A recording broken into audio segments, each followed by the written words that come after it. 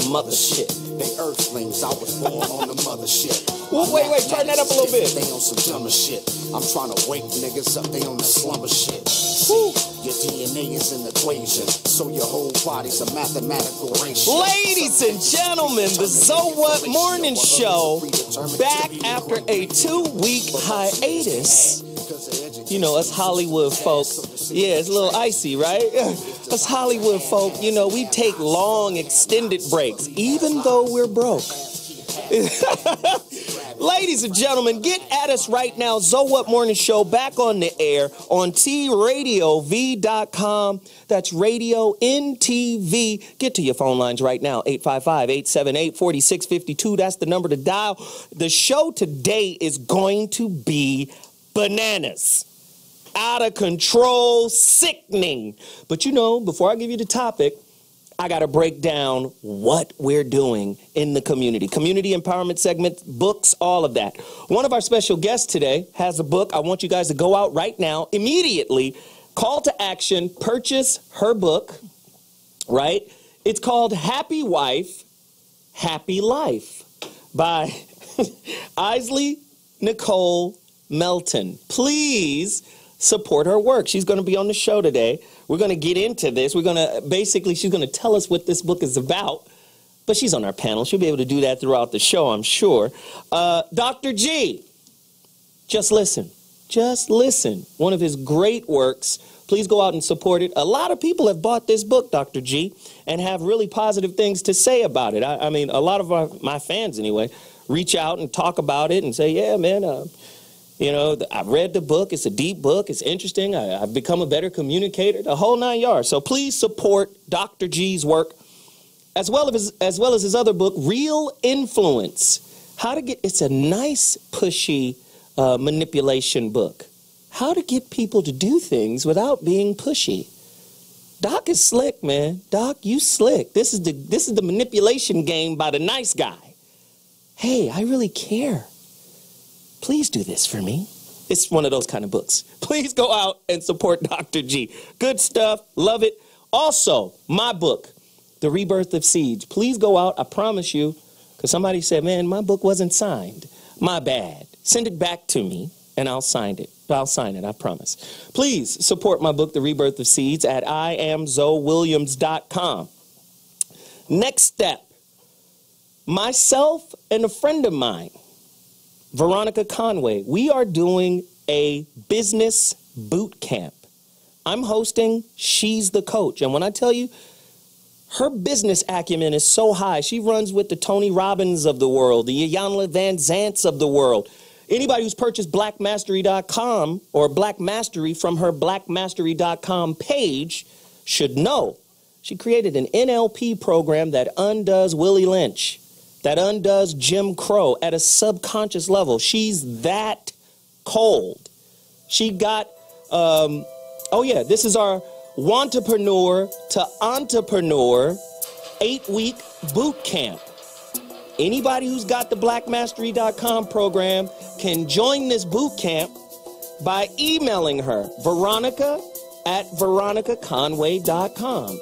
Wantrepreneur versus entrepreneur. She coined wantrepreneur. She said a lot of people want to be entrepreneurs, but they have such a flaky and faulty and unthought out, unfleshed out business plan that they don't even know that they're actually sabotaging their movement before it gets off the ground. She talks about limiting beliefs and how if you don't mitigate the limiting belief, you actually write that into your business plan subconsciously. Oh, she's cold.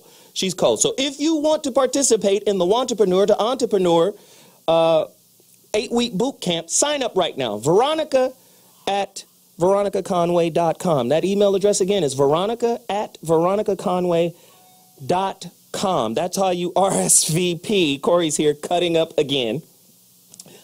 You see me rocking the ancient Egyptian fly god like king. You see what I'm rocking. You got to go to ramomart.com to get yours. The dude's stuff is so fly. It's so awesome, man. You got 4X? Yeah, he got 4X. Absolutely. And it's all tailor custom. He not printing these out of, a box of Hanes. No. they're actually cutting these and stitching these, and they're not silk screened, you know, with paint. They're actually what is called dye press. They're dyed. I mean, it's a cold situation. Dude he's off the charts with it, and he's a new business. He's just starting. This is one of his shirts, and he's infusing ancient Egypt and culture and all of that stuff into clothing. And I think it's very empowering to be able to wear something that is emblematic of my mentality. I've always been a king, so I might as well look like a king, right? Again, RamoMart.com. Also, now that we've gotten all of this out the way, I think we got one more thing to show, don't we? Hip loose. Yes, show me that hip loose video real quick, and I'll talk over it. I always promote businesses, man. They are fine tailors. Look at those lapel flowers. Very fine tailors. You feel me? They cut. Anybody who saw me in my suit a couple of weeks ago, I was sharp as a lightsaber held by the great Master Yoda. I was sharp, man. They cut it up. They made it fly. Hiploose.com. Again, man, I'm supporting black businesses. Also, Dr. Umar Johnson is doing a school. Now, this is important. Please support Dr. Umar Johnson. He's taken over an older school. Dr. Umar Johnson. Oh, let's hear the video. And I am a school psychologist and doctor of clinical psychology.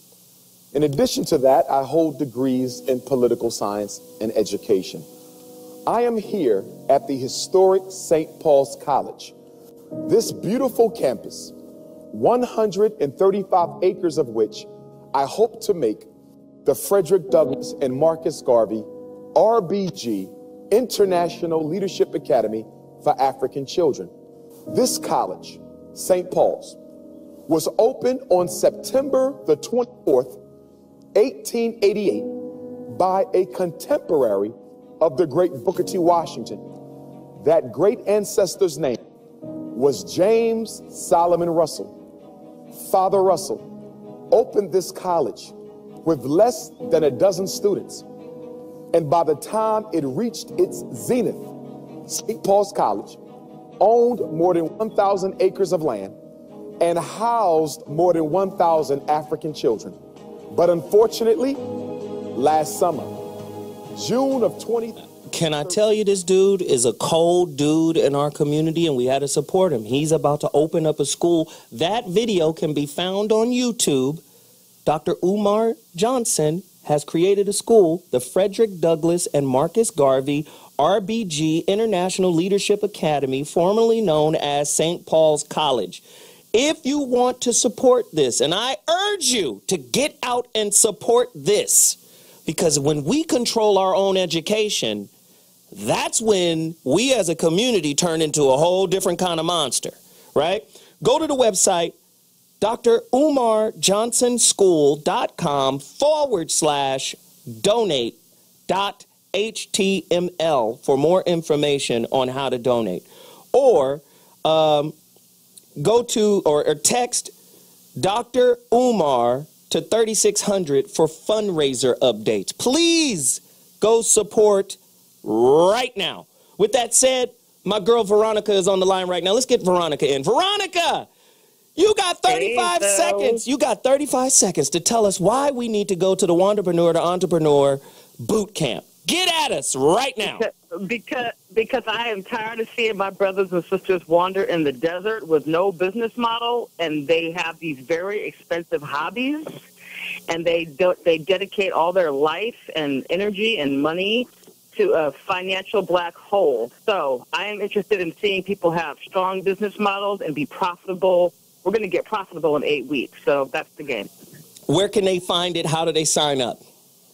So they can email me to have a conversation, veronicaconway.com, or they can hit me up on Facebook chat at veronica.conway on Facebook chat.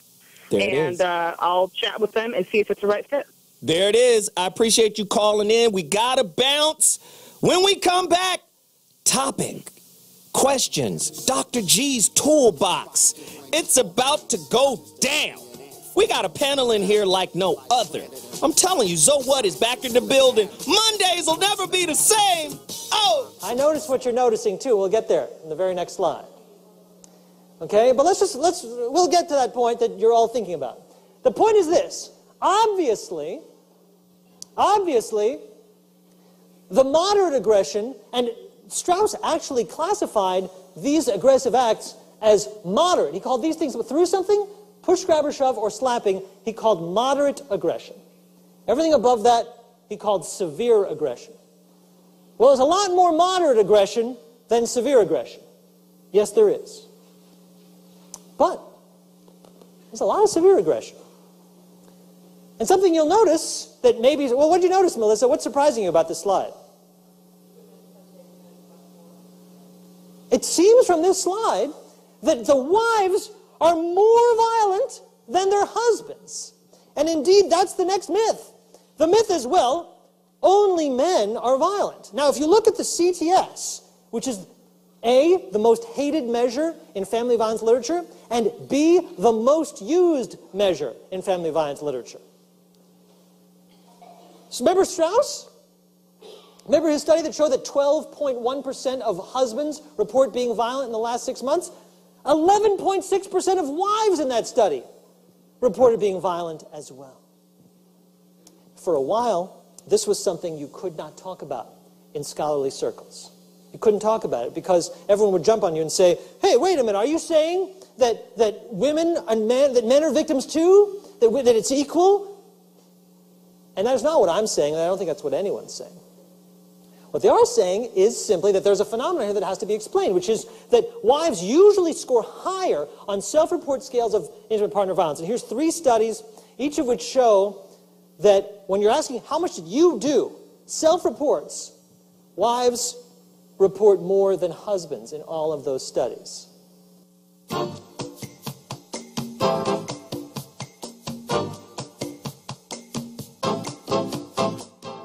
And one of the greatest tragedies in life is getting to the end of your life and looking back and realizing it was mediocre and it didn't have to be that way. The number one reason is people are unwilling to listen and care about what's important to the other person. But what if you could be someone who dared to care about everybody in your life? When you're in love, smoke gets in your eyes. But when you're anxious, you talk more than you listen. I asked my wife a month ago, I said, I don't know whether to have an affair or buy a motorcycle. And she said, if you have an affair, I'll kill you. If you get the motorcycle, you'll kill yourself. Go with the bike. Good answer. So, 3 things that cause volatility. So I'm kind of the thinking, non-reactive person on the panel. That's why I don't butt in too often. So there are 3. I want to run this by you, and I want you guys to tell me, and gals, if you think this is true. I think the 3 things that cause volatility. First, you feel entitled to something that you actually don't deserve. Uh-oh. Second, you feel you can't accept that you're not going to get what you feel entitled to that you don't deserve. And third, you go ballistic as a last-ditch effort to get it. You think that is the root of it? I think show me a volatile person, and I'll show you someone who feels entitled to better than what they're getting from life. Now, once you're volatile, here's the 5 steps to talk yourself down off a bridge. It's what I call the deep breathe. Deep breathe stands for DPBRE. It's very simple. You have to. D stands for danger. You have to say to yourself, "This is dangerous." When you're reacting in your head, red flag, it's danger. Second thing, P is pause. Poise begins with a pause, just pause. B stands for breathe, maybe take 3 breaths. R stands for refocus. Refocus after you've done that. And the final E is engage. Get back in. If you can do that, if you can recognize danger, if you can pause, if you can take some breaths, refocus, and engage, you might be able to dodge a bullet that you're going to send coming towards you. And that is the alley-oop for today's topic. You know, in text speak, IDK stands for I don't know. So, with that said, IDK, I don't know, he or she just snapped. A deeper, revealing look into relationship volatility and crimes of passion. I know we all had some level of crimes of passion. I've been a victim of a crime of passion as well as a villain. I ain't scared to tell you, you only got a little bit of shit talking with me. And then, you know, it might be bad company. That's one of my weaknesses. I'm not afraid. I think it's ubiquitous. I think violence and anger and conflict and all of that stuff is ubiquitous in relationships. With that said, my panel, esteemed guest, what? Guy Black? Legendary Guy Black, who ran the foxhole? 34,000 years in radio, morning radio, all over the country. Chicago, Naptown, down south, L.A. He ran KJLH. It was the morning show over. Guy Black? Radio mentor to many failures, including myself. He's proudest of you. He's proudest of his best failure. Zoe Williams, right? Yeah. No, he's a good dude. He's in the studio with us today. Welcome to the show, Guy Black. Man, it's a pleasure to be on here with Corey. I'm just gonna sit back and laugh and enjoy the show. Oh, it's gonna get crazy. Yeah, and we have someone else, beautiful, beautiful young lady, very talented and charismatic. Isley, Nicole Melton, can be seen in various movies, TV shows, runways, and magazines. Very intellectual. I just broke down her book, which to me is, you know, the title alone is a little one-sided, but okay. Happy Wife, Happy Life, meaning if your wife isn't happy, your life isn't happy. Exactly. Jesus, how is that not an indictment against marriage? I don't know. If you'd like to call 855-878-4652, please do that. Welcome her to the show. Are you from Chicago too? I am. Shit. We got all three of them. Chicago in the building. Yes. Welcome to the show. I can't wait to hear your perspective on what we're talking about today. Of course, Dr. Mark Goulston, resident white authority. Whitey Locks. Dr. Whitey Locks. Wow. He will correct us when us wayward coloreds get out of control. That's too much passion. I'm the TWG, token white guy. The token white guy. Ladies. The token white guy. Yes, can't get on the bus with you. And of course, the incomparable, sitting in for Jeff Brown. The incomparable, outspoken, truth-telling, don't give a damn, Corey Holcomb is in the building. Welcome to the show, Corey. I just want to say a prayer for everybody who don't like the truth. Let's get that shit out right now. If you don't like the truth, you're not going to like me. There it is. So questions. You heard the topic, crimes of passion. People who snapped. T.I. snapped, don't you think? Mm-hmm. Trying to go out at a boxer, right? Yeah. Not only just a boxer, a world champion, undefeated boxer. I think he snapped, right? So maybe cheating is the impetus for snapping. Maybe, right? Maybe. He suspected that Tiny was cheating, and he, you know, had a little courage, probably had something to drink, and went to go see Floyd Mayweather, the champ. Maybe he snapped. Who snaps more, men or women? Men are highly publicized when they snap, just like the actor. What's my brother's name who shot his wife in front of the children in Inglewood? Wow. Yeah. And there's Corey. Right? Who snaps more? And men, for sure. Oh, you no, sure? not at all. Oh, wow. Here we go. We go. What is the number one factor for sustaining a healthy, long relationship? Marriage. Without violence. Without, you know, the fear of snapping. Some people say relationships shouldn't have any violence in it. I beg to differ. I believe that conflict and violence is part of the human nature. Violence? Violence. Oh, yeah. Somebody got to be the fucking king. Are you married to a sleeping time bomb? If so, what are the signs that they are ready to blow? Very interesting questions here. How do you know somebody's going to snap? I could tell you will snap on somebody. I will. Yeah. I totally will. But, you know, for men, you can see the little, you know, the lips get to twitching, the eyes get, you know. So why do women not back down when you see the precursors of, I'm going to blow up? Women know how to use their mouths in many ways, but they yes. don't. I'm sorry. Okay. And the sad thing about the white guys, you can tell when he's blushing. With you guys, you can't. But anyway, there you go. But guys don't know how to use their words. Justin Bieber, now him. Just racial shit all day, right? No, you guys know how to use your words because you're articulate. You can speak. But in most cases, men don't know how to speak. So when women know how to speak, they know how to vent. And so when you're venting and you're yelling, you're actually getting it out of your system somewhat. Whereas men, they're just like this, and they don't have, they're kind of like they only have two things, reverse or attack. Isley, Nicole, you disagree. Go deeper into your disagreement. I think that men tend to snap when they feel disrespected, and women too. You know, it's more so just for me. That's my thing. Mm-hmm. The disrespect is the thing that will send me like over the edge. Mm-hmm.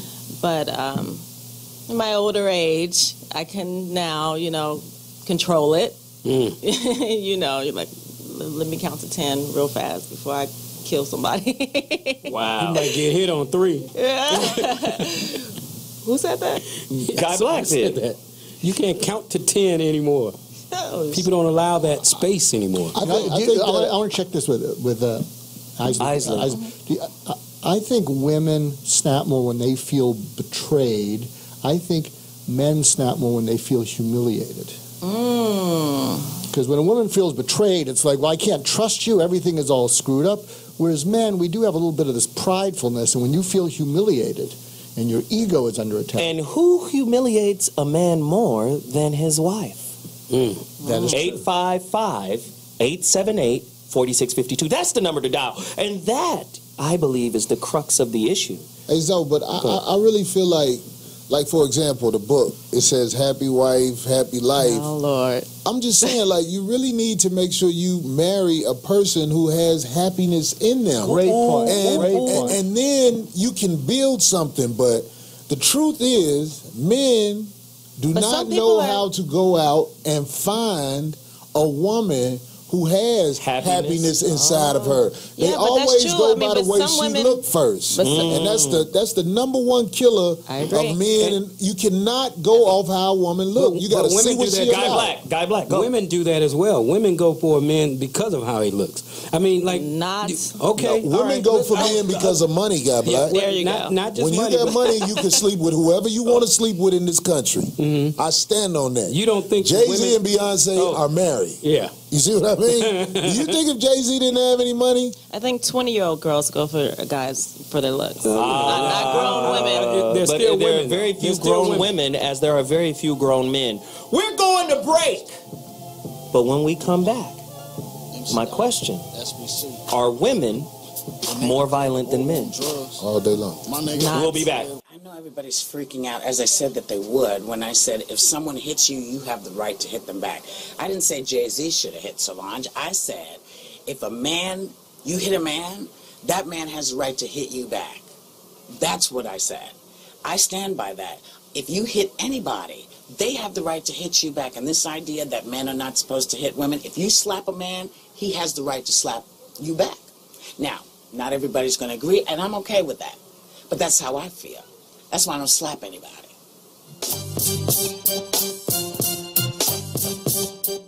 I was laughing. That shit was funny. You felt like he handled it right? I mean, I wouldn't have handled it like that, but I just thought it was funny because, Jay is the kind of guy that, you don't see him moving like that much. And when he does move, if it's not like that cool looking, then it's going to be kicks. And also, I feel like nobody teases Jay except me for some reason. When he does something, it's just the first time I've seen people freely expressing themselves. What I'm really happy about is that when they were bombing on me about saying I was broke and all that there wasn't any Instagram, because I'm sure people would have been having mad funny jokes. But I'd have been getting back at niggas. I like this now. I don't think he should be mad about it. I think he should just be laughing. That shit was funny. Everybody fights. Girls done spit on me before, but I'll be a little bit more, you gotta chill out. I wouldn't have did that. All right. You wouldn't grab your leg? Nah. But that's, this shit is funny. But, Jay has to worry about perception because corporately people pay him. So, he really has to play that game. So I thought what was ironic about it was people got to see how he plays shit off. And how something crazy could happen, and then 4 seconds later when his camera's on, they act like nothing's going on. I thought that, that was interesting, to see that and how good he is at it. but then it's just kind of exposes it. It's like, how do you trust anything? Very interesting insight on the brother Jay-Z from Dame Dash, former business partner. We're talking about Snapped. Everybody knows that television show where, you know, one spouse snaps and does something in the heat of the moment and hurts or kills their partner. My contention is that violence, conflict, and general dissatisfaction is ubiquitous in relationships. I believe humans are basically, you know, the mammal man version of apes, very uneducated about self, about relationship and how to interface, don't have a lot of access to a lot of tools that could help those relationships learn and grow from difficulties. That's my contention. We're here now, full house. We've got a special guest on the line. My Uncle Bobby is in the building, so you know he's going to have some wisdom for us. But let me ask that question about, because when we went to break, we asked, are women the more violent gender? At the beginning of the show, you saw a clip from a professor at UCLA who was talking about the CTS, the Conflict Tactics Survey. You can Google it, look it up. Most clinicians use that as a baseline to guide them on the understanding of violence in relationships. Now, it's the most hated, but it's the most used. Why is it the most hated? Because it doesn't account for impact. When men hit women, they hurt women. But society has a template in place that says men are supposed to just absorb any form of violence from women. And I think women are now in an age where they're enjoying something that we talked about a while ago on a different show. We talked about white privilege. What about female privilege? They're using the victimhood, right, card to be the ultimate victims in even conflicts that they themselves instigate.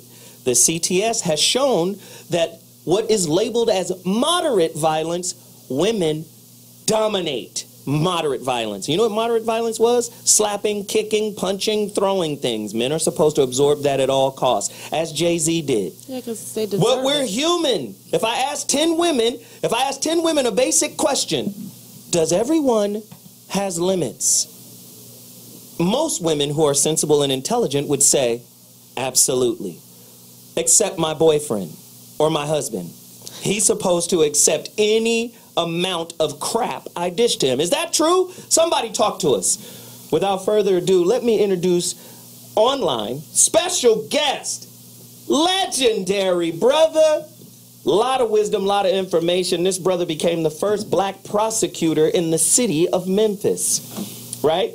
He would later open his own law practice before becoming a judge on the state criminal court of Shelby County, Tennessee.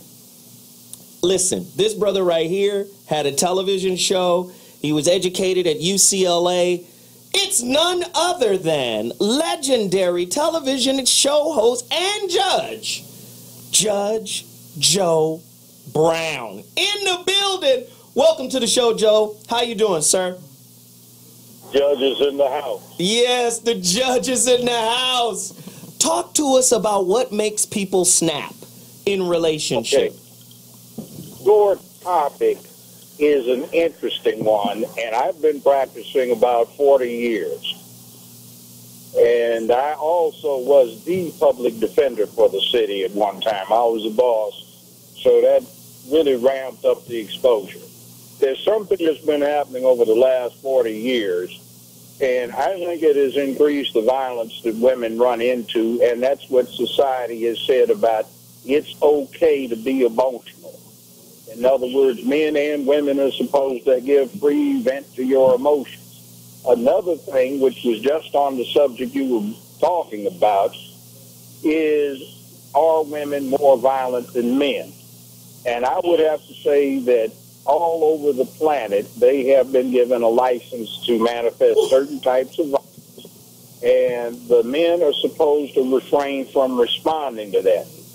What has happened, however, can be brought out by an anecdote in my past, and that from my past, and that was when I was on an advisory board for the Memphis City school system some 20 years ago. And they wanted me to sit in on a disciplinary hearing for some male teacher. Judge, you still there? Nope. Did we lose him? Sorry, I hit the mute button. Oh, okay. Continue, sir. Okay. Several parents of girls had complained about these teachers, and what it was about is they were telling the boys in their homerooms that boys should never hit girls because boys were stronger. So the parents objected to this characterization as boys being stronger. So they were going to discipline these teachers for telling their male students not to hit girls because of the strength differential or the sexual dimorphism, as it were. So I brought out to them, I said, this is absolutely ridiculous. I don't care whether it's politically correct or not. Boys are generally much stronger than girls. And come down on alternate Thursdays and look at my domestic violence docket if you don't believe it. So we have this thing in society that is attempting to reduce the difference between male and female. And the young boys play, what did I say earlier? Let's see. We have this thing where you play these video games and some of the alter egos, or a lot of them, are female. And you get this constant bombardment on video, television, and the movies that Superwoman or the female heroine goes out and whips up on 5 guys to work up an appetite for breakfast. And the society is slowly going for this line, and the boys are no longer looking at girls as a weaker sex, which I suppose some women would like. But as a consequence, when you do get this vesting of violence, slamming crockery on the ground, throwing things, slapping, a kick, a punch, trying to inflict some immediate pain, they aren't like the older generation to say, wait a minute, I'm supposed to take this, like John Wayne getting slapped by Maureen O'Hara in a 1930 Western. Right. Happen anymore. You see dudes knock women out in the movies, and the babes do all of the martial arts and slam somebody into the ground and take them out. So you get this blurring of the distinctions, and it is going to a bad place. So one of the things we're doing, too, is we are... You hit the mute button again, Judge. Let me try it this way. One thing we're doing is we are keeping the apex predator on this planet from finding out who he is during his maturation from childhood to adulthood. When I grew up, it was this thing where if you were in the second grade, if you were wrong, you might go around, slap a first grader around if you were frustrated. But if somebody in the second grade challenged you, then there was a dominance combat. You had to learn to deal with that. You didn't mess with somebody in the third grade because you'd get your butt kicked. And there were protocols that got learned by the boys as they grew up. Some rituals and protocols where fight fair, mandatory 8-count, Marquis de Queensberry's rules of boxing, rules of war, Geneva Convention, war crimes, wave a white flag and everybody stops, parlay, and you see men ritualize the violence.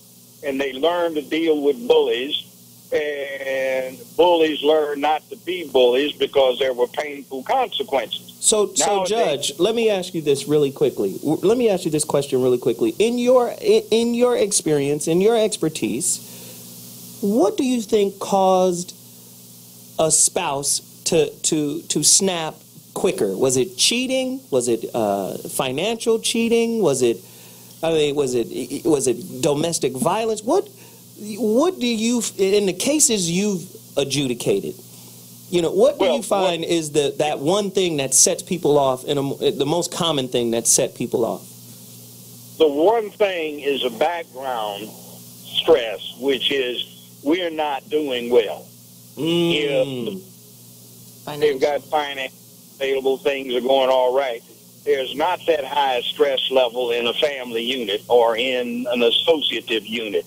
When things are not going well, then the stress ramps up, and all sorts of things can trigger the violence. Now, the law itself recognizes this, like the difference between, say, second-degree murder and voluntary manslaughter was the violence precipitated by provocation sufficient to cause the defendant to act in an irrational fashion.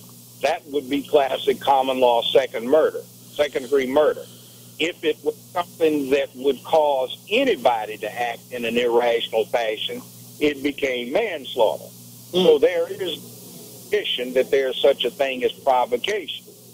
Now, when I was growing up, there were experiences just about everybody that I knew had where they act and be surprised after they had reacted because of the provocation. Hey, Judge, comedian Corey Holcomb has a question for you. Go ahead, Corey. This is Corey Holcomb. I'm a professional on women who grew up without a dad. And what I wanted to ask you was, like, on your show, you called a lot of people a fool. And in light of what happened in the courtroom a little while ago, don't you think you should apologize to those people? Hell no. And what I did in the courtroom, Finish your thought, Judge. That place down there, Shelby County Juvenile Court, started off as a place where there was a slave market going on. For about 40 years, 2 judges, female, sold children, and they pocketed the money, literally sold them. 1963, they got somebody that formerly was captain over Vice Squad. He did not have a law license. He didn't have a law degree, didn't have a college degree, didn't have an associate degree, and had dropped out of high school and had no high school diploma. That's who the judge was, and the state Supreme Court said his ignorance prevented running the place. So he had the idea of hiring all these people to work for him. He knew blackmail on a lot of individuals who had outside children that were involved in business and politics.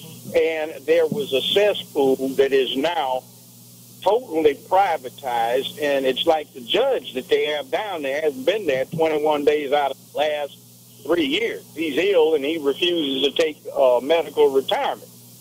And you've got private and running. Now, my client was a woman. She's college educated. She's been married for 2.5 decades. She's got 1 grown son. They did not know about this, but somebody from out of state 8 years ago claimed that she was the mother of his daughter. Now, if you imagine... Hey, Judge, since you got that TV show, do you get a lot of bitches and shit? Well, I have that show before I had a little parting of the ways.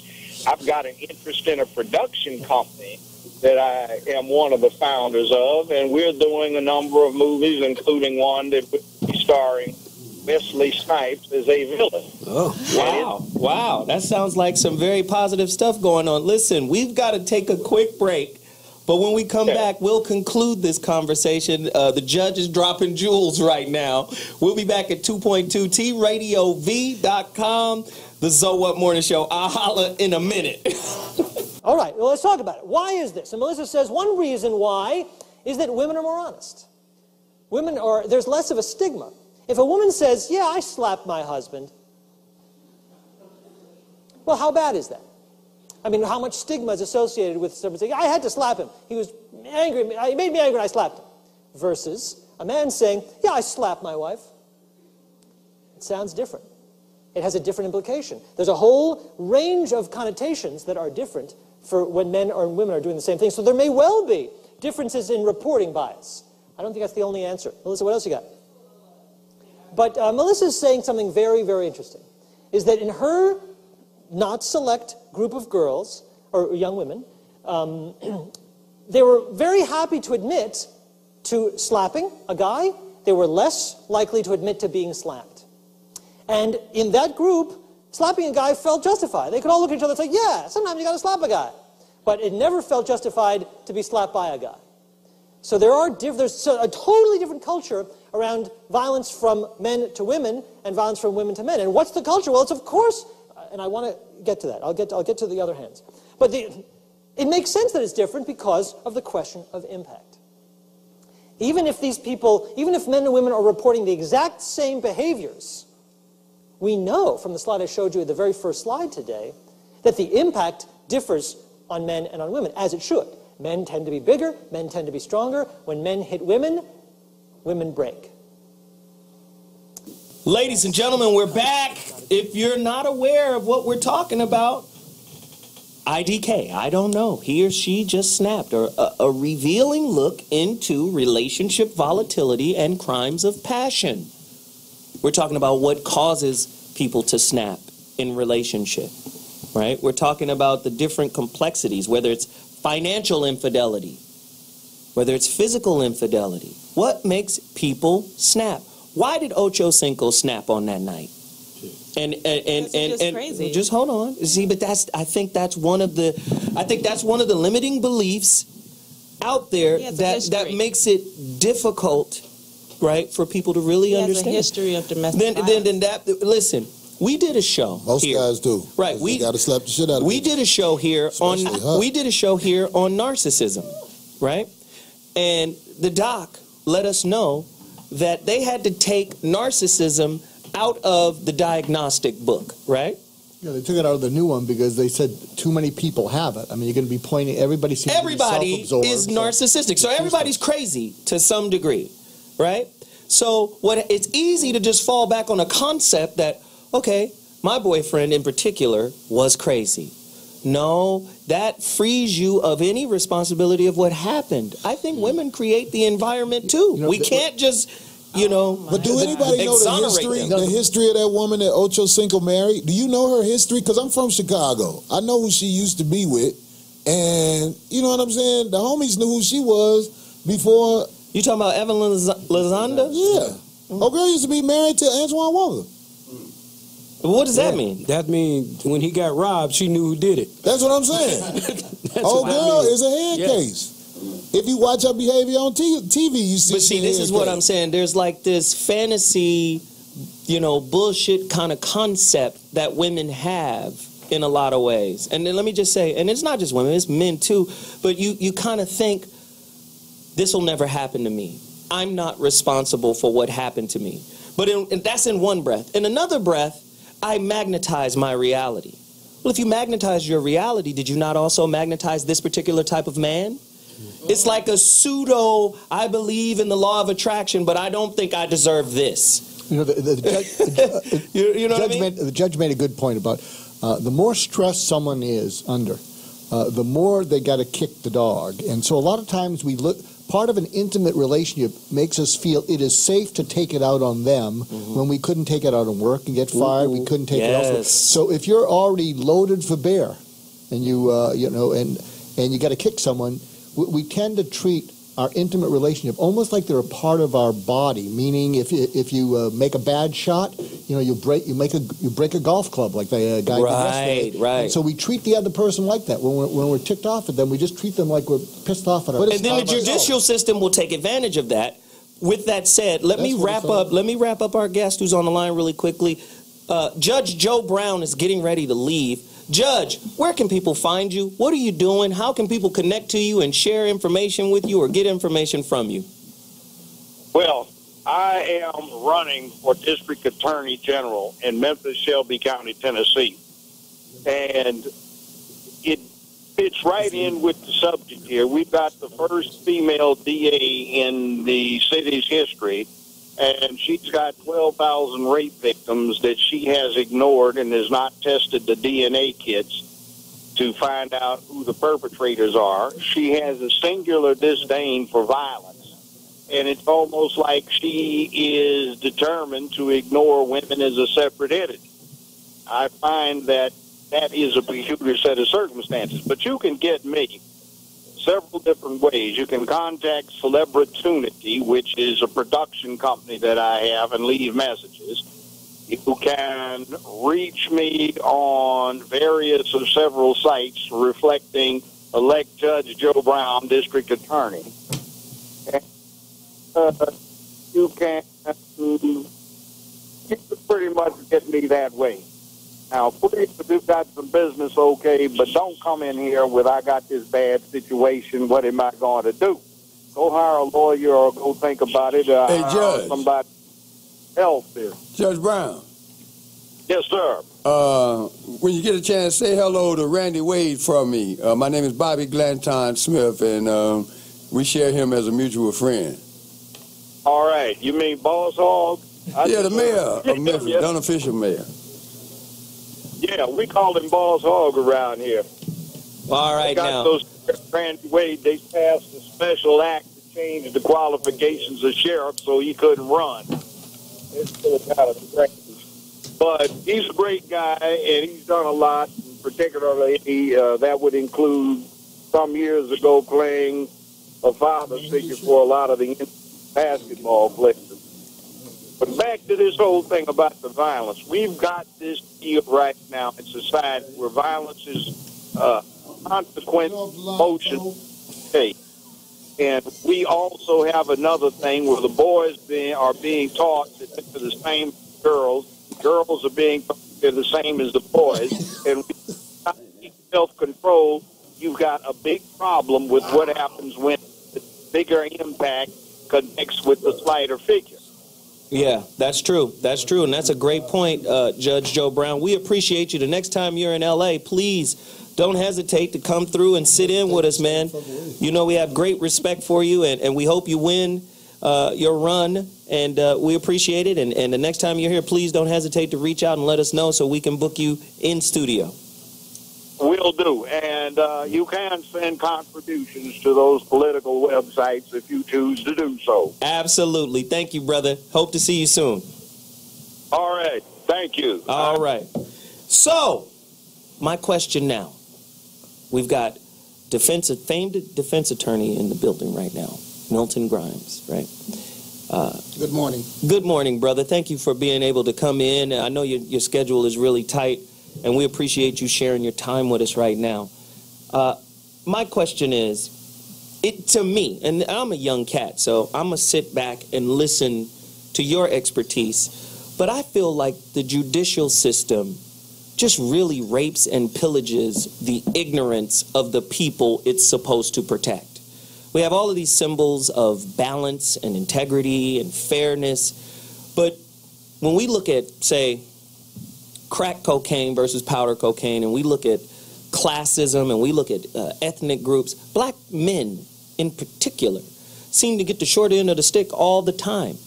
And when we look at domestic violence and violence in relationships, it just seems like we're not really going to help. I'm talking about the judicial system. We're not really going to help you understand what's going on in your relationship or what's going on inside of you.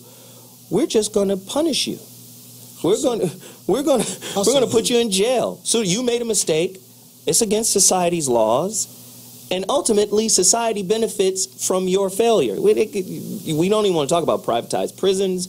We don't want to talk about, just all of the things that are happening, especially to black males in particular. So whatever that is, I need clarity. And that's why we had you seem to have clarity. Do I? Yeah, but maybe our listeners need a little bit more clarity, brother, as to what's really going on and how the system is really not necessarily a guide, but also, in my opinion, a predator on some of the inner city youth, especially men. Some say it's just another employment source for 20-25% of our society that are non-minorities to keep us. It's like a farm system, raising young black men and young brown men to, like cotton was. You don't have to worry about the boll weevil and the weather killing off your crop because you got plenty of young brown and black men that are coming up every day, plentiful, and to keep this system going. So it is an ugly system. I sometimes say black mamas have to come into these courtrooms and demand justice for their sons. That's the only way they're going to get it. Now, that's not a threat. That's not advertising or promoting revolution, but I need help. Because to go back and show, in most cases, how our young men are not taught in school or in home how to deal with conflict other than through violence. And what else do you expect? Okay, They so watch their mama do it that way. pardon? They watch their mama do it They that watch way. it happen in the home. They don't get any education at school. Society pushes the toughest guy survive. So what do you have? You know, that's the beauty of my brother. That's the beauty of Nelson Mandela, whom I learned something from recently, and in a conflict resolution. I was angry with this guy who owed me some money. You understand how that? I understand how about. that can go down. And I used to deal with him in an angry fashion on the phone because I couldn't see him in person because I wanted to fire on him. You follow me? Exactly. So I'm serious. I'm just telling you. And so I read an article about Mandela talking about anger and how it's like poison. It's like I'm angry at you is like, and I want vengeance. It's like drinking poison from this cup to get you. That's how anger Killing destroys yourself. our soul, and it affects our physical condition and well-being. So once I read that article and understood how he said, I don't hate the Boers or the Moors or the South African. I love them and I forgive them. How he put aside that anger. So I tried that. I had dinner with this guy. And do you know we worked out a deal where he started paying me? Wow. After 3 years, just by me saying, put the anger aside and deal with it more rationally. Wow. Who paid for the dinner? Isley Nicole. Isley Nicole disagrees with something Corey said. Corey and Isley can go back and forth. Obviously, I'm outnumbered here with this all. Oh, now you're the victim mentality. No. And all these men are, playing a victim. I mean, not all, everybody. Speak on it, then. But seriously, women are the weaker sex physically, so we can't hurt you guys. And men always, Are you the weaker sex communicatively? No. I don't advocate what Oprah Winfrey said. I don't condone violence at all. Okay. But men, what? Well, whoopee. Just because we don't condone violence doesn't mean it isn't ubiquitous in the human condition. Exactly. I'll say something when we come back. Yes, say it right now. I just really wish they had college courses that taught people how to watch and study somebody that you may be getting into a relationship with, because it's really not that hard to figure people out. Right. It needs to be before college. I agree. It needs to be in school because it's not hard to figure people out, especially when they are over 35 years old. In my opinion, they are who they are, and they're going. No matter how they hide it, they're going to show you who they are. Right. And if you teach people this, I think it would help the situation that's going on with. I agree with that. When we come back, we're going to get even deeper into it. Uncle Bobby's got something to say. Let's find out what it is when we return. Okay, just let me say this. I want to say this to all of the women out there who are in a situation where they have a man that they acquired from another woman. Because a lot of women will get with you knowing you got a woman, and then they'll keep messing with you until eventually they become the one in that woman's slot before them, but they expect their, I guess they think they have immaculate, right? I'm trying to be nice, not say what I really want to say. There's a lot of women out here who think their vagina is special. That man did not leave his woman because of you. Trust me. He left his woman because that situation was starting to play out. And he was like, I might as well go on with this fool because she seems like she's acting the part right now. This is what I really want you ladies to understand. He is going to do that to you as well. Your vagina is not going to cure him into being where you want him to be. So, and I'm just saying, when you get ready to break up with a man for cheating on you that you took from another woman, you have to be either dumb or evil, and chances are you probably both. That's what I got to say about it. That was just off the dome. Oh, no. That was good. Corey's intellectual rant, sitting in for Jeff Brown, has delivered a haymaker. Listen, I always tell women, don't date your expectations. Don't date your ideas, especially if those ideas haven't been vetted out through experience. This is what I mean. Most women date fantasies and expect them to come to life in the relationship. Not me. At the end of the day, men are socialized to connect to your ideas. And what do we connect to your ideas? Our behaviors. Then you get a behavioral confirmation that says he's a good man. And I always tell women, behaviors might speak louder than actions, but they don't speak louder than intent. I can intend to behave exactly the way you want me to until I achieve the goal I'm after. But women don't connect that way. This is why you guys are vulnerable to a lot of things that happen. Back to the topic of violence in relationship, and this is, watch, it's going to be studied at some point. They're starting to make inroads into it. Women are far better communicators than men. Yes, we are. And in doing so, they have a special way of pushing buttons. They have a special way into the insight of emotional abuse. And like we were talking about, a lot of times men carry this stereotype on his shoulders. And the stereotype of, I'm not a good provider. I'm not a good father. I'm not good in the bed. Women can lay that on very heavy when they're dissatisfied, but yet they expect men to hold on to this emotional discharge without discharging it our way. A lot of times we may discharge it through cheating. Just like Corey said, oh, you know what? I've had enough of this one here. I'm going to go over here where the climate is better. And I always tell women, what modern day women have lost the ability, in my opinion, to change the environment of their relationship by way of their tone and word choice. A woman can rip down a man's self-esteem by a few simple words. Tell me I'm wrong. And most men aren't, first off, that corpus callosum that dominates communication in the brain. Well, there's another section that's a few times larger in a man's brain. That's the amygdala, where all of our emotions and anger lie. We can't tolerate too much of you tearing us down. At some point, we're going to get to a point where we go, either I'm going to hurt her or I got to get out of here.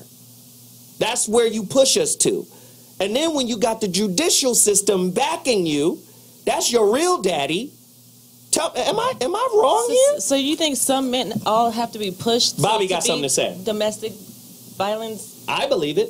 I just feel like women who have nobody, by the time they, reach that age of like 40, I just feel like the reason they don't have nobody is because they're not the type of people that somebody can be around. Because women who are smart enough to go out and get a man that's about something and stick out all of the trials that come with being together, you see them later on in life and they got somebody that's around them. Even if they're not married, it's just they know that they safe around each other.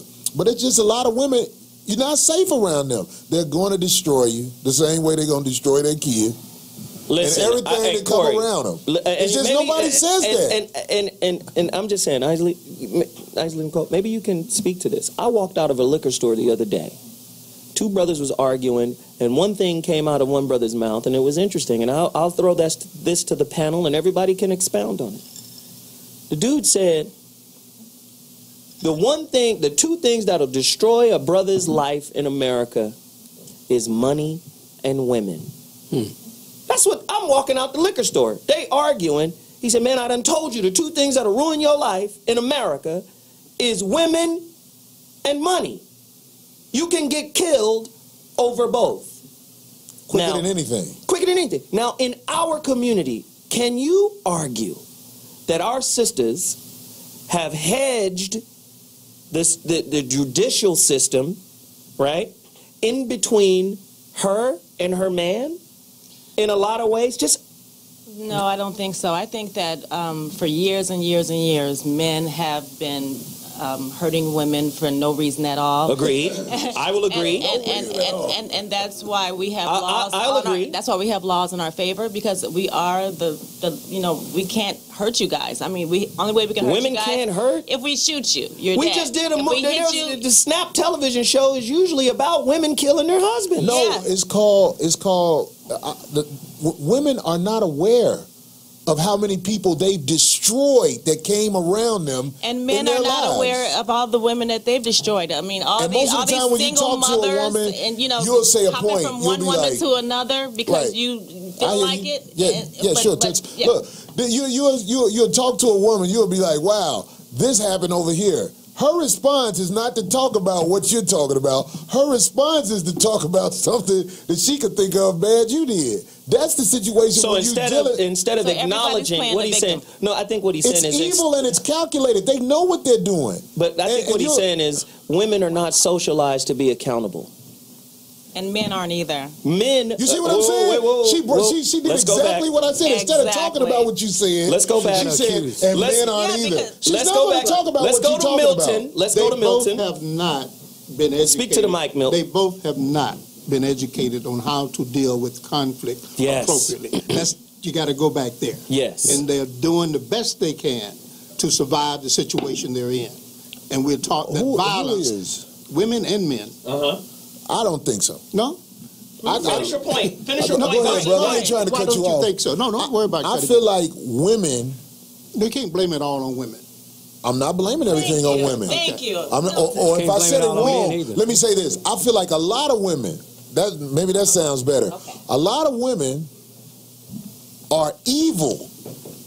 I feel like they're born that way. And if they are put in a society like this one, where all of their evil ways are being supported, they're going to run with that and let the nation be destroyed rather than realizing the reason you're able to do this to a man. Men turn women into evil She's not listening to me, beings. but I was talking to her. Men turn women into evil beings. Come on, sister. That's the good girl gone bad syndrome right there. I don't think either one is turning anything. Let me jump in here. Yes, please, Whitey Locks.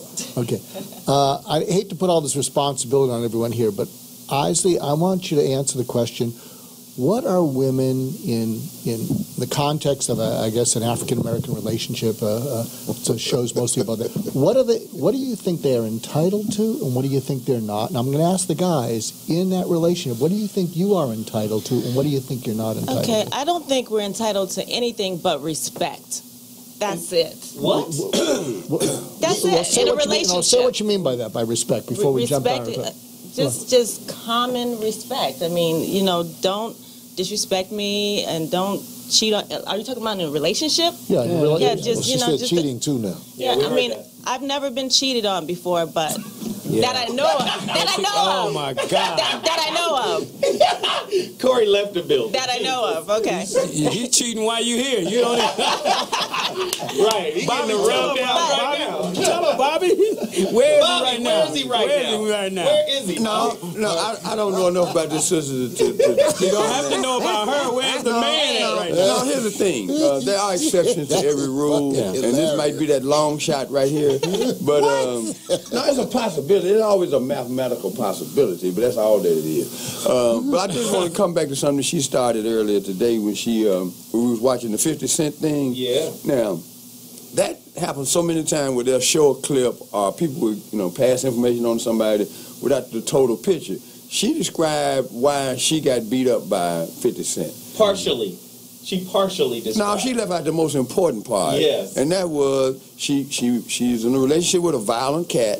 She knew he was violent. She knew he had multiple women before she met him. She engaged in a relationship with him, became, quote unquote, a homebody. Then she went out and did the one thing that got her ass whooped. And that is cheated on him. And then she sat in that studio and played the victim. And she didn't cheat on him before she got connected to his money, which is what happens. Once they have a connection to your money, and Jay-Z gonna be the next victim of what I'm talking about right now.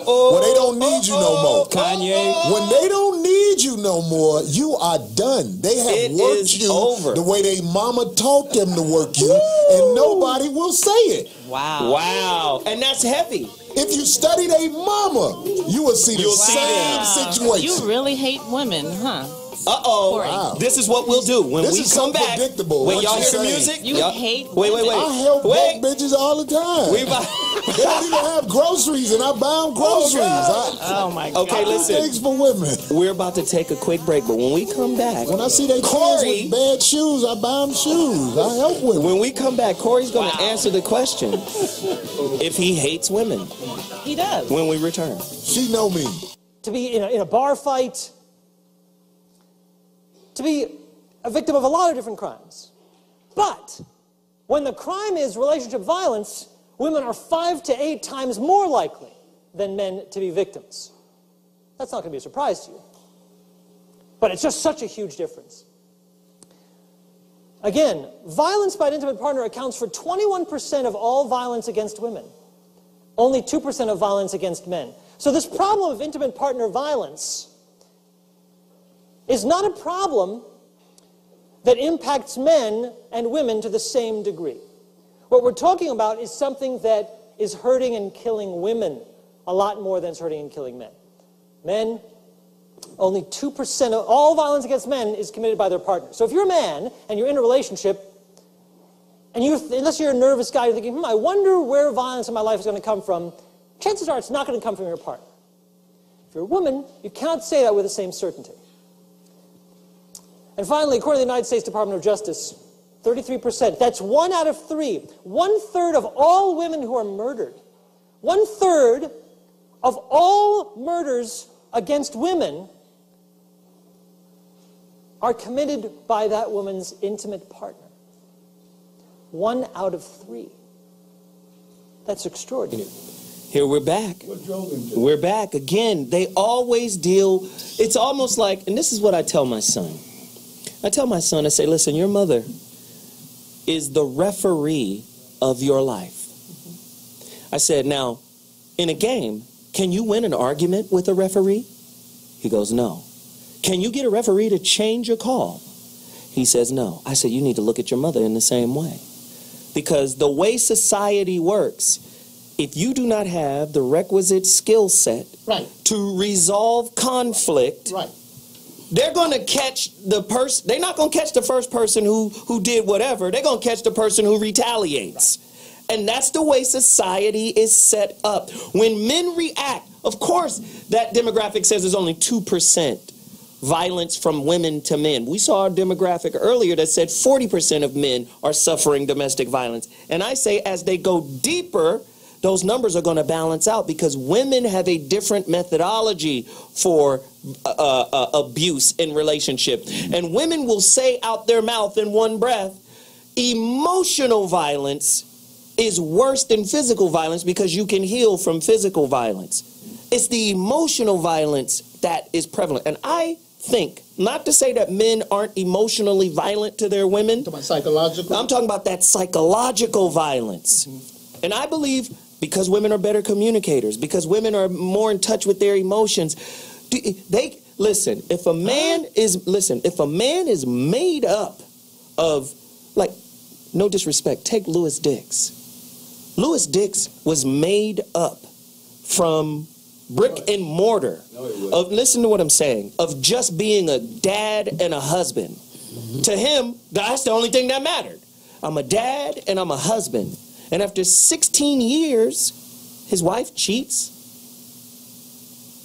Louis suffered, Louis just recently has been diagnosed with depression. Oh, wow. He's been losing weight and didn't understand why. He overachieved in the dating game. He married somebody that feel like they can do better than him. But that's what happens to a lot of people. But that psychological emotional damage is powerful too, and I think women are more adept at it. Upgrade too all the time. I could have told you what you was going to say, but look, check this out. The only women, I'm telling you guys, in this predicament we in America right now, the only women you can save are your daughters. You have to get at them while they're young, and you have to let them see. But you're not around. You're on to the next. Damn. That's not true. You got four baby mamas. All of us? No. Are you married? I'm sure he. Wait a minute. You're not married and you got a book called Happy Wife and Happy Life? She said, I'm sure I got 4 baby mamas. No, I'm divorced. I'm divorced. Of course you I divorced. filed divorce. Of course you did. Of course I did. Of course you did. Yes. Your life. Let's hold up the book Your here. life My life is reflects Happy your wife, divorce. happy life. I have a great life, boo-boo. I believe you got a great life. You got your little thin slice book in here, you hustling. Yes, because life is swell for you, huh? Very swell. When I saw that book, I knew who you were. I was like, look at that, ain't no book. Wow. You could have wrote that on the plane, just coming from Chicago. That ain't no book. It's for short attention span. That's not a book. It's for men that have short attention span. That is about like a week of tweets. Like you. That's a week of tweets. Of tweets. Okay, that's enough. Whatever, Corey. Let's not destroy the only woman we have on the panel. He can never destroy me. Listen, your face look destroyed. Listen, right this beautiful woman Your whole is the only woman we have here on the panel. We have to protect our women. You don't know nothing about me. I don't want to go there. All right. Okay, so let's end it right here. I don't argue with fools. You know. Okay, Isley, look here. Isley, a semi-retarded person can read that book. Right here. Isley, right here. Corey, hold on a second. Right here, Isley. Right That's why I say he hated women. Right here. This He is hate women. right here. Isley, You and I. hate writing. Hey, That book took about 20 minutes. God damn it, man. Cut his mic off. No, don't cut Isley. it. Hold that book up, son. Isley, right here with me. Right here with me. Part of what I'm trying to get across here today is that violence is violence. Please. Okay? And what I mean by that is there's a campaign out there that says violence is violence. And what it's showing is there's a double standard. I don't condone violence. But I don't think a woman should hit a man. I never said that. Let me finish the point and then I'll throw it back to you. Okay? Just stay connected to me for a moment. Violence is violence. And when we look at the stereotypes for all men, men are socialized to be responsible, take responsibility for your actions. I'm surprised he can read. And women are socialized to be taken care of in a lot of ways. And now women are going through a renaissance where I also tell women, if you're in a renaissance period where you're better educated, right? Not only are you better educated, you're better employed. You're making more money and you're more educated. Now you have to rewrite those old traditional beliefs about attracting a certain kind of man in your life. If you want a traditional man, he's going to want to make the money. He's going to want to take care of you because that's how he's socialized. You understand? So what I'm saying now, women have to start rewriting the relationship program because you guys are experiencing a renaissance period. You've got to start saying, wait a minute. He doesn't have to be the breadwinner. I have to look for different types of currencies because we're living in a different time. Part of that is now the woman has to learn how to become accountable for what happens to her and what is magnetized into her life. It can't just be, he came here, he did this, he's responsible. That is the old female paradigm. Yeah. The new female paradigm says, I brought him here for a reason. There is a lesson in this relationship. Exactly. Most women won't hear that coming from a man. It has to come from Iyanla on Fix My Life. Yes. So that's what I'm saying. When we say women are more violent, they are. The empirical data speaks to that. I just read it. The only thing that's weak, the only thing that's a weakness in the empirical data is that, of course, it doesn't account for impact. When men can't take no more, women wind up dead. When we lose it, they wind up dead. When they lose it, we are expected to absorb it. Yeah. Do you understand? And why do they lose it? We are human beings, and everyone has a threshold, and I think the new woman of the new time we're living in has to incorporate that into her relationship toolbox. Mr. Grimes, can you speak to that? We're not built for that transition zone. Right, go into it, please. You know, I'm just saying, from my experience in my 40 years of practicing law and doing over 50 murder cases, and oftentimes it's a female victim, I will admit. I'm sorry to say. She's right about that. It's been provoked, motivated, every time, by some disagreement that could not be resolved in a peaceful manner, And like you say, the woman comes out being the loser, but it goes back to what I said at first. Society has to take on the responsibility, like you're telling your young son, your mama is the referee. You follow me? And you have to respect her. Right. And I'm saying that to him so he does not go to jail. Right. Because that's how it's set up. A friend of mine owned a preschool across the street from my business. 4-year-old tells the teacher, bitch, fuck you. You don't tell me what to do. I'll whoop your motherfucking ass. This is a 4-year-old. Wow. He said, Milton, I got to kick him out. Wow. You follow me? So we can't, we listen to music. A lady and I over the weekend was talking about, she said, I'm cooking. She was fixing a birthday dinner for my godson. She said, I need to hear some cool jazz. And then she said, give me some loving R&B. And so we started talking about the music of old, spreading love. And we want to embrace each other. Our today music, I like some rap music too. I like the beats, but the words our kids don't understand. Right. You understand? Right, I remember when I represented Suge Knight, and Suge and I talked about this, and the woman back in Pennsylvania came into the picture, but it was like he agreed to help the youngsters understand these lyrics. Oh, please. And that, Doc, please what? Doc, take us out. I'm just saying back then. Real take quick, us out, Doc. We need some help. Maybe we'll talk about this after break, but what just happened is Corey could give back whatever Isley was shoving at him. So it was a role reversal where he had words. He could bounce back, and what happened is if you look at Isley, she shut down. No, if you look at the expression on her face, she shut down. On her husband, too. No, she shut down because But this is a chance, Isley, to feel what guys feel when they don't have words, when they can't fight back, and because you're not prone to violence. Yeah, they hit us. Wow. Listen, we got to take a break. We got to take a break. We're going to cover it. We're going to cover it when we get back. Corey versus Isley when we return. All right, on to substance. We talked on Wednesday about conflict in intimate relationships. And one of the points we made is that conflict in intimate relationships is inevitable. If you are interdependent with somebody, you are going to have conflict with them. Inevitable. It has to happen. It's a function of interdependence. Today we're going to talk about violence between intimate partners, something called intimate partner violence, or IPV. IPV is not inevitable. IPV does not follow naturally from interdependence. There's nothing about interdependence that demands that we see or witness violence between people who love each other. Nothing inevitable about that at all. It's not inevitable, but what it is distressingly prevalent. Let's start with some facts.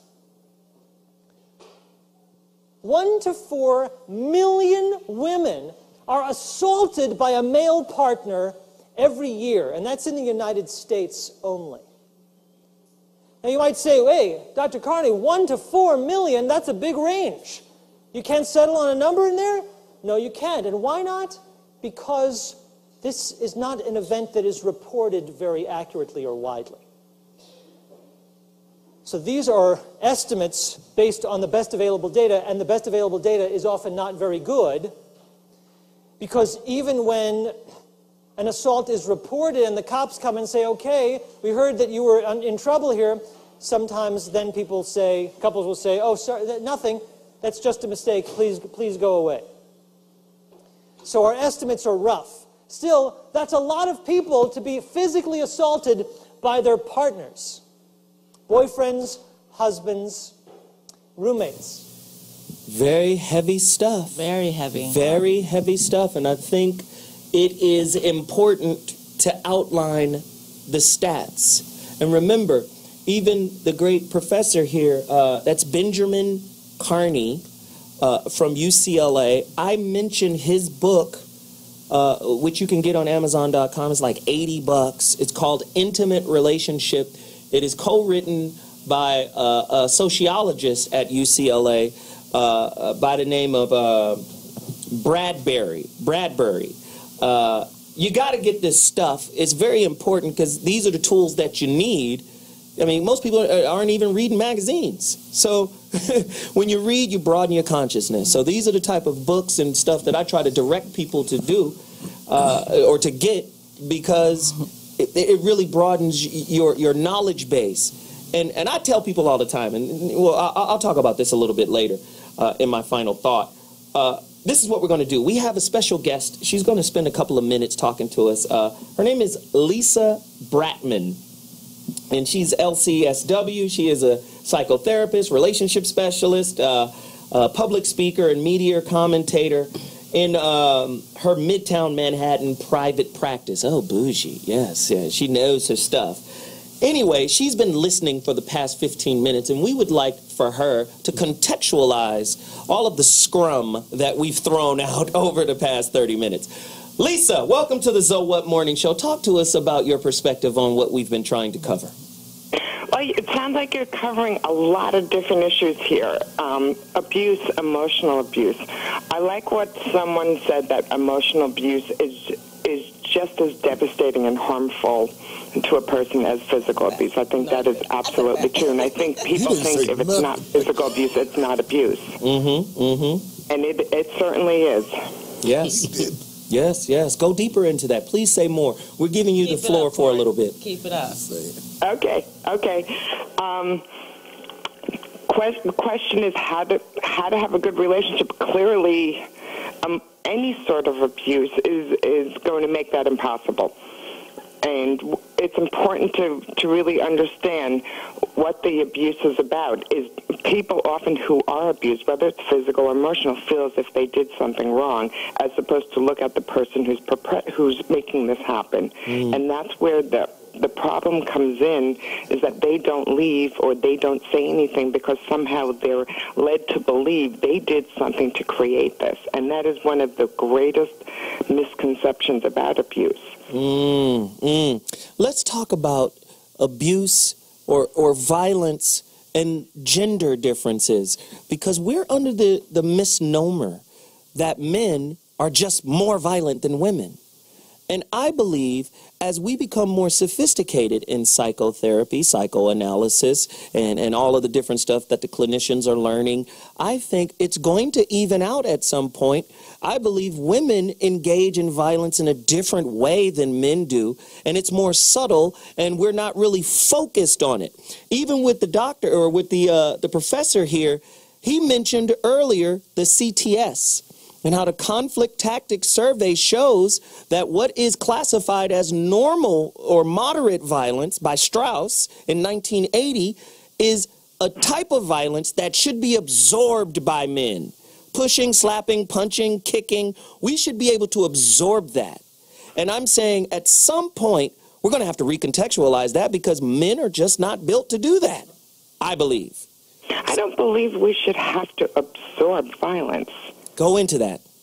I think that you have a choice whether to stay or to leave, and people don't leave because they're fearful, and I understand that's what often keeps them in place. But I don't think abuse, whether physical, emotional, is acceptable in any situation. I don't care if it's male doing it to a female or a female doing it to a male. I think there's a lot of unreported studies of abuse in men. First of all, generally it's more verbal, but even when it is physical, many men are not going to report this because that they feel embarrassed by that, like my wife hits me, and the stigma that brings on. So I think because of that, there's so much unreported on those numbers that I don't think the studies are really as conclusive as they can be. Right, and not only do men have to fight the court system, they have to fight the stereotype. This is why we're not reporting, because the stereotype associated to getting beat up by your woman is real heavy, Corey. The stereotype was created by the court system so they can hustle money from you and your spouse. But most of the time, you know what I'm saying, it just wind up being the man. If you a man who takes care of a woman, you pay for her lawyer, you pay for the fees that come with slapping the shit out of her. I mean, oh, well, you're not supposed to curse or whatever, but it's I'm just fine. saying. You've already done it. When you take on a woman that has no money, or if a woman takes on a man that have no money, that should be illegal, because you're going to take on all the cost of the violence that's going to come, because if you are with somebody that ain't got nothing, they're going to be mad at you because you got something. Uncle Bobby. I think it's real important that we look at this fairly, and that is men have always, from the beginning of time, been hunters and gatherers and defenders. And anytime we feel threatened, whether it's from what comes out of a woman's mouth or the circumstances around that, we're going to react physically. And women have a special responsibility when they deal with men to understand that threshold. And when he looks at you a certain way, I know. Shut it down. Trust me. No, you don't. You done been talking all day, and you have said things. I do know. Sister, you have said things. You're talking now. That could have resulted. You're talking now. Yeah. And I had right before the period. to talk, though, about not before the period. But I think we you understand. He said not before the period. See, I was going to get to the period. She didn't even let me get to the comma. All right? I didn't even get to the comma. Well, I still do, because it's important that I respect her, as she said. And when I'm talking, don't be talking when I'm talking. Let me finish, then rebut what I got to say, but don't cut me off and don't dismiss the fact that I got it right. That's how she used to do her husband. The point. You have to be respectful if you want respect. Exactly. That's the bottom line. That's heavy. That's heavy. I agree with that, and that comes with abuse as well, because you can't hear somebody when they're yelling at you, and when you're talking over them, you are totally dismissing them. He can't even come back with formulating his sentence. Therefore, he's disrespected from the beginning, and then he's going to react to that. Nobody's having a conversation, and the listeners are not sure who's even saying what. Dr. G. Something that we're missing here is it's not that men won't absorb violence. Underneath all violence is a refusal to feel powerless. Because what's underneath a lot of violence is impotent rage. And a lot of people refuse to feel that. So when a woman is feeling powerless, you are not listening to me, you are not agreeing with me, what's the tough thing for a man to absorb is her feeling powerless, and then it provokes the man, and men go nuts when someone's saying you are powerless, and it's the powerlessness inside men that causes them to become violent. I just feel like we dodging the truth. This young lady, in my opinion, is a typical woman in American society. Let him finish. I'm just saying, if you when I'm looking for a woman, I know chances are I'm gonna find somebody like that. That's why you pay them. That's the only thing that it's the only thing that calm them down when they in a situation where they ain't got much, and you can give them a couple of dollars. It's almost like you see it. It's like they be like, oh, okay, it's help. I can use him. I can be phony with him for a little while because he's helping me financially. Now let her finish. Corey, I see that you really hate to lose an argument. I mean, I don't think you hate women. You just hate to lose an argument, and then you just, you become vicious. And it's not cool though, because I've seen your comedy. I've been there, and he's hilarious. No, she's not. She don't think I'm funny. You don't think he's funny? Because I'm talking about girls like her. That's all. His whole show. The guy is funny now. His whole show is like dogging out women. So I mean, why would I like that? I mean, I'm pro woman. Well, y'all get apparently. So, a lot of women come see me though, and they support me. They buy my stuff. His show is awful. Grimes. They won't buy that book though. Let's go. Here we go. Let's go back to Grimes. Is this a map of confidence? They already bought it. You just sold more of her books than you think. Yeah, she's going to sell a whole shitload of books now. Good, I'm glad. Grimes, Brother Grimes, take us to break really quick, Grimes. In preparing for this. In preparing for this conference here, I picked up a book, Emotional Intelligence by David Goldman, and one of the thoughts came out of it was feeling counts every bit as much and often more than thought, and that's what gets us into this balance. Yes. We got to use our rational thinking more and not our emotional feelings. That makes sense? That is great stuff. Lisa Brakeman. Lisa, my God, we appreciate your input. It was fire. We got to have you back real soon. You were awesome. Thank you. This is going to be amazing. Trust us. Lisa, are you married? Who's asking me that? Corey Holcomb. Yes, I am. Yes, I am, Corey. Thank you, Lisa. We'll talk to you soon. Help this girl in here. We'll be back at 2.2. Zoe's final thought coming back.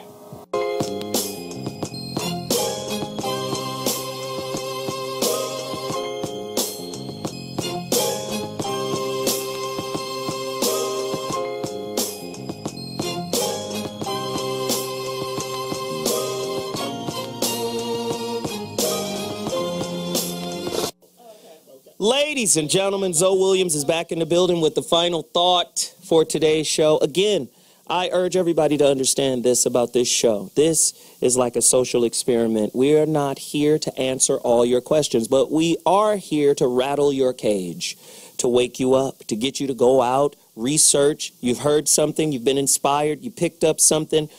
Go research. Because as I tell my son, relationship is a spiritually reflective school. You never graduate from this school, though. You're always learning, you're always evolving, you're always growing. And the feedback, just like in neuro-linguistic programming, NLP states that whatever feedback you get, if it's negative, it's because of your ability to communicate your feelings, right? And how you build a rapport is to change your communicative style, right? Might be incompatible with your partner. So you go, oh, I'm having conflict with this woman and I'm not getting an understanding from her. So let me try another approach. So as clinicians and psychiatrists and relationship specialists will say, it is the relationships that have flexible belief systems that are the most high functioning. The relationships with inflexible belief systems are the lowest functioning relationships, and they create conflict. If you want a good relationship, you got to have a toolbox full of conflict resolution tools. That is the #1 prerequisite for successful relationships, conflict resolution ability. And guess what? That doesn't mean your relationship's always going to work. That doesn't mean the tools are always going to work. See, here's a couple of tools. Sharpening your listening skills. We all know that, right? Listening is probably more important than actually speaking. And I mean active listening, connected empathetically, not only just listening with your mind, but listening with your heart, right? As Dr. G says, heartfelt or heart-centered listening, right? You have to listen from that space in order to understand where they are at that time. Doesn't mean you're always going to be able to do it either. Sometimes your partner has to recognize when you're incapable of listening from a heart-centered space, and that's when they're supposed to back off. Sometimes, no, it's about what I want, right? So, listening skills. The next step, approaching the conflict in relationship as a team. The only way to do that is to be accountable for what you bring to the conflict, right? Bringing to the conflict's creation. We have to socialize women to think in a different way. Conflict isn't something that just happens to you. It is also something that happens because of you. You are a co-creator in the conflict you're experiencing. Men we've been socialized to be responsible in that way. Anything that comes your way, you are responsible for, and you're responsible for cleaning it up.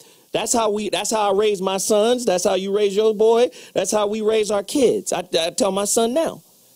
So I'm not saying women are responsible for all violence in relationship, and I'm not saying that the numbers are staggering in terms of men being violent towards women. But what I'm saying is women have more power than they think, and I think they marginalize their power when they automatically position themselves as the victim, right? Solange was not a victim in that goddamn elevator. She wasn't. But we laughed that off as if, oh, he's supposed to take that. I'm trying to tell you right now, women are in a renaissance period, and they need to understand that they got to change faulty, limiting beliefs about their relationships, or they'll continue to experience that which they don't want to. But it takes accountability to get to that space. I'm Zoe Williams, and that's my final thought. Ladies and gentlemen, I want to thank the entire panel, this esteemed, august panel.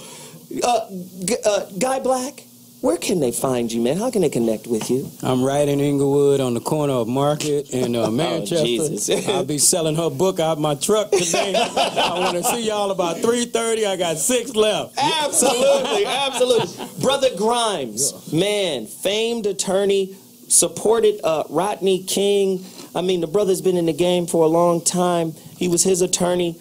Man, I appreciate you deeply for your wisdom and knowledge. Where can they find you? How can they connect with you, brother? Just look me up in the directory. I am so pleased to be here and to learn of what you're doing. Thank you, brother. Thank you. I appreciate it. Nicole Isley Melton, you are a beautiful sight to see. Talk to us. Where can they find you? How can they get your book? You can get my book on Kindle. You can get the hard copy at Barnes & Noble. You can get it on It's iTunes. everywhere. Can you download it? It's everywhere digitally, so you can get it. And it's awesome. And it's a bestseller. Awesome. Awesome work. And in the truck in Inglewood at Guy Black is bootlegging it. Dr. G! Yeah, check out my books, Just Listen and Real Influence. You can check them out on Amazon or Barnes & Noble. And they're sequential. Just listen first and then try to influence people without pushing them. Excellent, excellent. Corey? Guy, you don't need a truck to sell them books. All you need is a grocery store plastic bag, and you can supply about 80 of them motherfuckers. Where can they find you? Where are you performing at next? Listen, check this out. Ladies and gentlemen, the 5150 show is coming back. Yes, sir! I have a quiet office space in Sherman Oaks, California. And as we leave today, I am going to set the desk up. And the torture will begin. And he'll be selling Isley's books. That's now, his first Bobby, where can they find you? Real Men Don't Play. My website is www.realmendon'tplay.com. This Thursday night in the city of Los Angeles, we're doing a thing called D. Bradley Uncorked at the Cork on La Tejera. That's 6835 La Tejera Boulevard in Los Angeles, California. We're gonna bring it down. We're gonna bring it down. Real Men Don't Play is available on Amazon and iTunes. All right, listen, we gotta run. Zoe Williams at Zoe Williams on Twitter, at Mr. Zoe What on Instagram. Great topics. We'll be back next week. Holla!